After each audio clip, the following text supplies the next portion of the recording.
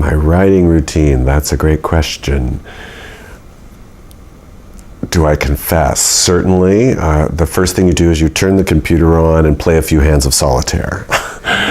Because for me, like many scholars, writing can be very, very scary. And that first blank screen is just terrible.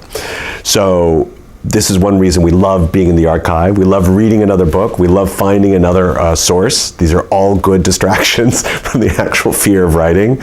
Making outlines, of course, as many as you want. So I think that though that on a more serious level, on a more practical level, one of the things that I do when I start writing is I start aligning key segments of documents and key historiographic texts in just one large document.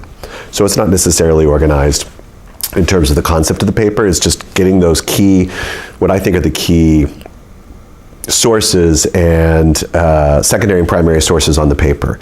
And then starting to organize those in some order, because usually for me, it seems that out of that comes the thesis and comes some, or at least some kind of structure, some kind of problem that will be the focus of what I'm doing. And that's the point in which I can really start outlining in a way that's meaningful.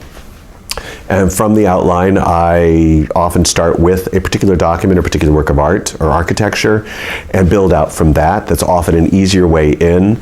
It's easier for me to talk about this one building in Berlin than the entire history of Berlin under the Nazi period. So that big picture is too big to start with. So starting with one example is often a very good one for me.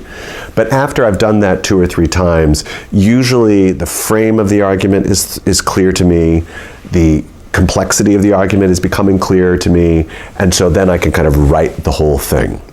But like many scholars, writing the whole thing means you start from the first section and you write it all the way through, and then you do the introduction, and then you write it again. So that kind of repetition of writing, and then of course sending it out to friends, to readers who take their red pen out and mark it up, that engagement with the writing process is, I think, really what becomes interesting and where the argument really comes out and gets sophisticated as opposed to something that's too blunt or actually inaccurate. And certainly, more recently, as I've been working with collaborations, writing collaboratively is really where you have to check your ego at the door and work in a kind of dialogic manner that really is, I find, quite exciting, actually, for writing.